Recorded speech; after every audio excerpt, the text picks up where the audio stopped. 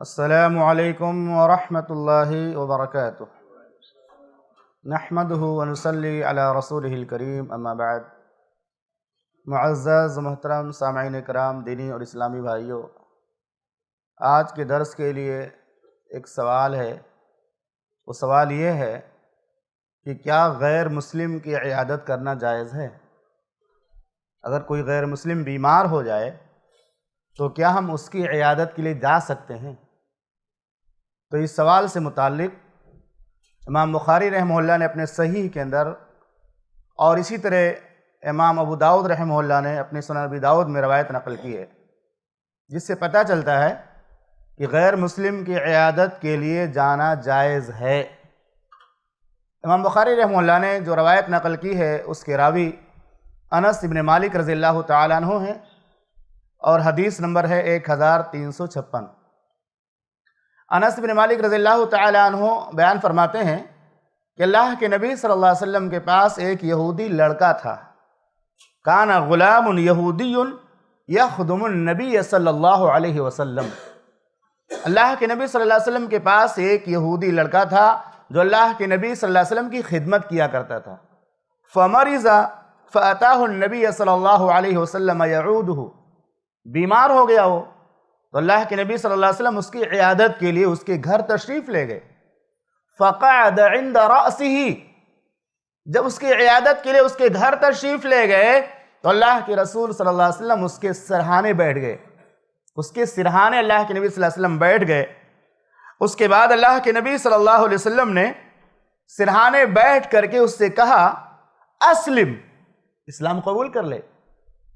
اس یہودی لڑکے سے آپ صلی اللہ علیہ وسلم نے کیا فرمایا؟ اسلام قبول کر لے۔ چونکہ اس مجلس کے اندر اس کے والدین بھی موجود تھے۔ جب اللہ کے نبی صلی اللہ علیہ وسلم نے اس سے کہا اسلام قبول کر لے تو وہ تھوڑا سا پریشان ہو گیا اور اپنے باپ کی طرف دیکھنے لگا۔ اپنے باپ کی طرف دیکھنے لگا تو اس کے باپ نے کہا، کیا دیکھتے ہو؟ اطیع ابا القاسم صلی اللہ علیہ وسلم۔ باپ نے کہا، بیٹے کیا دیکھ رہے ہو؟ یہ ابو القاسم جو کہہ رہے ہیں اس کو قبول کر لو، ان کی اطاعت کرو، ان کی بات مان لو۔ پھر اس نے اسلام قبول کر لیا۔ جب اس نے اسلام قبول کر لیا، کلمہ شہادت کا اقرار کر لیا، تو محمد رسول اللہ صلی اللہ علیہ وسلم خوش ہو گئے اور آپ نے اللہ کا شکر ادا کیا۔ آپ نے فرمایا، الحمدللہ الذی انقذہ من النار۔ ہر طرح کی تعریف اس اللہ کے لیے ہے جس نے اس غلام کو، جو یہودی غلام تھا، یہودی لڑکا تھا، اس کو اللہ تعالیٰ نے جہنم سے بچا لیا، جہنم سے نجات دے دی۔ تو اس حدیث امام بخاری رحمہ اللہ نے اس مسئلے کو ثابت کیا ہے کہ غیر مسلم کی عیادت کر سکتے ہیں۔ حدیث نمبر 5657 نمبر کی روایت ہے، اور 5657 نمبر میں جو روایت ہے، امام بخاری رحمہ اللہ نے مختصر طور پر دو واقعات کا تذکرہ کیا ہے۔ ایک تو اس لڑکے کا واقعہ ذکر کیا ہے کہ یہ غلام تھا، لڑکا، ایک یہودی غلام تھا، یہودی لڑکا تھا۔ اللہ کے نبی صلی اللہ علیہ وسلم نے اس کی عیادت کی اور اس کو اسلام کی دعوت دی، اسلام قبول کر لیا وفات سے پہلے۔ دوسرا جو واقعہ امام بخاری رحمہ اللہ نے مختصراً ذکر کیا ہے اس روایت میں، وہ ابو طالب کا واقعہ ہے، آپ کے چچا ابو طالب کا واقعہ۔ وہاں بھی اللہ کے نبی صلی اللہ علیہ وسلم گئے تھے اور بار بار آپ اپنے چچا کو اسلام کی دعوت دے رہے تھے، اور ابو جہل وغیرہ ان کو اکسا رہے تھے کہ اسلام قبول نہیں کرنا اور جو ہے باپ دادا کے دین نہیں چھوڑنا۔ اور اس حدیث سے دوسرا مسئلہ امام بخاری رحمہ اللہ نے یہ ثابت کیا ہے، باب اذا اسلم الصبی هل یصلی علیہ۔ اگر کوئی بچہ مسلمان ہو جائے، کم عمری میں اسلام قبول کر لے اور اس کے بعد اس کی وفات ہو جائے تو کیا اس کی نماز جنازہ پڑھی جائے گی؟ ہاں پڑھی جائے گی، کیونکہ مسلمان ہو گیا وہ۔ یہ دوسرا مسئلہ امام بخاری رحمہ اللہ نے اس حدیث سے ثابت کیا۔ اس حدیث سے تیسری بات یہ معلوم ہوئی کہ غیر مسلم کی عیادت کرنی چاہیے، اور کیسے کرنی چاہیے اس کا بھی پتہ چلتا ہے کہ اگر ہم کسی غیر مسلم کے پاس اس کی عیادت کے لیے جائیں تو اس کے سرہانے بیٹھیں۔ یہ عیادت کا طریقہ اللہ کے نبی صلی اللہ علیہ وسلم نے بیان کیا عملی طور سے۔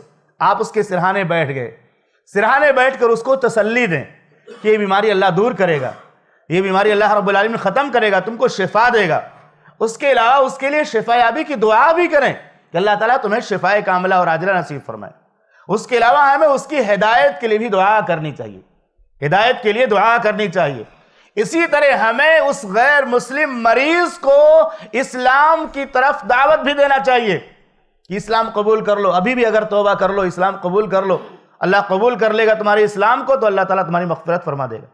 تو عیادت کے لیے جائیں تو سرہانے بیٹھیں، اس کو تسلی دیں، اس کے لیے شفا کی دعا کریں، اس کے لیے ہدایت کی دعا کریں، اور اس کو اسلام کی دعوت دیں، توحید قبول کرنے کی دعوت دیں، تاکہ وہ اسلام قبول اگر کر لیا، موت کا فرشتہ بھی نہیں آیا ہے، اسلام اس کا قبول ہو گیا اللہ کے ہاں، تو جہنم سے بچ جائے گا.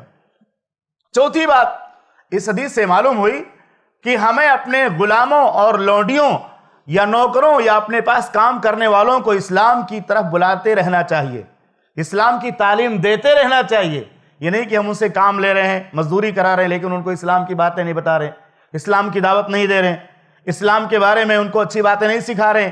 آپ غور کیجئے، اس حدیث کے اندر اللہ کے نبی صلی اللہ علیہ وسلم نے کلمہ پڑھ کر کے نہیں بتایا اس کو، اس بچے سے کیا کہا؟ اسلم، اسلام قبول کر لے.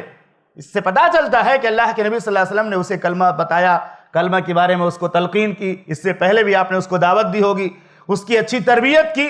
جیسے اسلم کہا، اپنے باپ کی طرف دیکھا، باپ نے کہا مان لو، اسلام قبول کر لیا. تو اسلام کے بارے میں اپنے جو آس پاس رہنے والے، کام کرنے والے، ان کو بھی بتاتے رہنا چاہیے. ہماری ذمہ داری ہے، دور نہیں جا سکتے، کہیں اور نہیں جا سکتے، لیکن وہ ہمارے پاس رہتے ہیں، ہمیں ان کی دعوت کے لیے وقت نکالنا چاہیے. اسی طرح سے پانچویں بات اس حدیث سے معلوم ہوئی کہ بہت سارے لوگ ہیں اس دنیا میں جو اسلام کو اچھی طرح سمجھتے ہیں، توحید کو اچھی طرح سمجھتے ہیں، ان کو یقین بھی ہے کہ یہ دین اسلام دین برحق، دین اسلام سچا دین ہے، لیکن سماج کے ڈر سے، خاندان اور قبیلے کے ڈر سے وہ اسلام کا اقرار نہیں کرتے، اسلام کو قبول نہیں کرتے.